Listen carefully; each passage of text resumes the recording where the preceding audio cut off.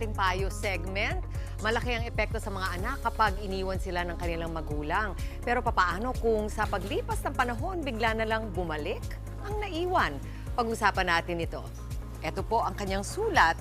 Dear Chiki, ako si Andy, bunso sa 5 magkakapatid. 40 taong nagtrabaho bilang OFW ang tatay ko. Pero imbes na mabigyan kami ng maayos na buhay, tuluyan niya kaming iniwan noong 1991 para bumuo ng bagong pamilya abroad. Sobra pong nalugmok ang nanay ko, pati na ang mga kapatid ko. Pero paglipas ng ilang taon, bumalik si tatay sa amin. Mahina na siya at may sakit, pero ayaw siyang alagaan ng pangalawa niyang pamilya. Mahal pa rin ng nanay ko si tatay, kaya tinanggap namin siya sa kabila ng ginawa niya sa amin noon. Tama po ba ang naging desisyon namin? Nagmamahal, Andy.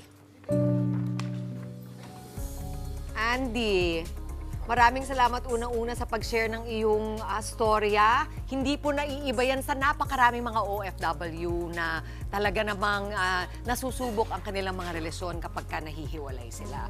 Pero ano yung gut reaction mo nung narinig mo? Tapos sinanong pa niya, Dimps, tama ba itong ginawa nila? Natanggapin yung tatay nila ulit?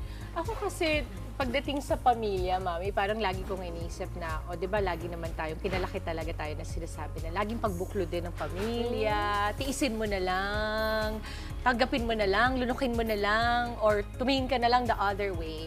Pero ako kasi, I'd like to think na yung puso ko naman malambot sa ganyan. Lalo na pagdating sa pamilya at yung mga bata, iba talaga pag lumalaki sila ng magkakabuklod ang pamilya, no? Pero, ako okay na sa isa lang na pag-alis. Okay. Pag ito inulit-ulit, palagay ko behavioral na ito. Yung hindi na dapat bibigyan ng chance kung paulit-ulit gagawin. Pero kung isang beses na parang umalis ang tatay, may pagpapatawad sa nanay, I think kung ako ang anak, i-honor ko yung gusto ng nanay ko. Hindi dahil minsan, di ba, parang pag ikaw anak, mawawala yung pagmamahal mo doon sa umalis na magulang, di ba? Pero hindi ko yun gagawin para doon sa umalis na magulang. Gagawin ko dahil yung nanay ko na nag-aalaga sa akin, yun ang gusto niya at i-honor ko yun. Ako naman, Mommy, while naiintindihan ko yung sakit, di ba, nalugmok sila, alam ko yun kasi na-experience ko rin naman yan kahit paano personally sa buhay ko. Pero ako kasi yung tipo ng tao na I don't hold grudges, lalo na sa mga pamilya. Kasi parang feeling ko, in a way, utang na loob natin yung buhay natin sa mga magulang natin. And I will forever be grateful to anyone that's a part of my family or anyone that's blood-related or to my parents. And I'm the type of person na I would forgive. Siguro it will take a while, hindi overnight. It's gonna be a process.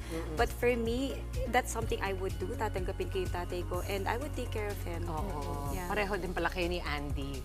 Siguro yung sa akin, tutukan natin yung issue na OFW itong pamilya na to. At kaya nga na sinabi ko, hindi natin nakikita sa likod ng iba pang mga hamon nila, financial, nandiyan yung nalulungkot ka. Di ba? Nade-depress ka. Yes. Hindi lang yung lumayo, pati yung iniwan. So, hindi talaga tayo pwedeng humusga bilang lipunan kung magkamali sila ng ganon. Dahil tao rin di ba? Nasasaktan, nalulungkot.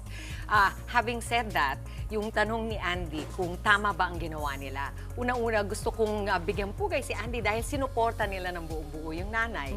Dahil sa tingin ko, ang opinion ko po, ang tanging magdedesisyon sa mga bagay na yan ay dapat yung mag-asawa, yung nanay at yung tatay.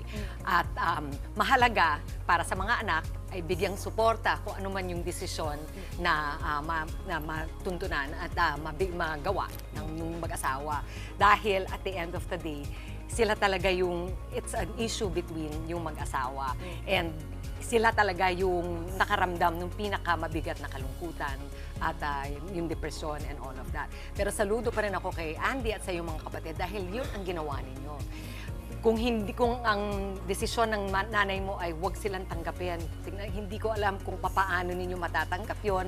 Pero nandun ako na para sa lahat ng mga pamilya, whether OFW ka man or mga nagkakaproblema sa relasyon, galangin ninyo yung desisyon ng inyong mga magulang. At suporta lang taka, lagi-lagi. Alright, thank you so much, Andy. And thank you, Dimples and Maui.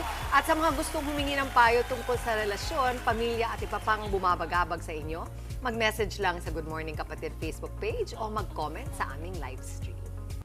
Mga kapatid, Chiki Roa Puno po. Simulan ang inyong araw na puno ng impormasyong kapaki-pakinabang.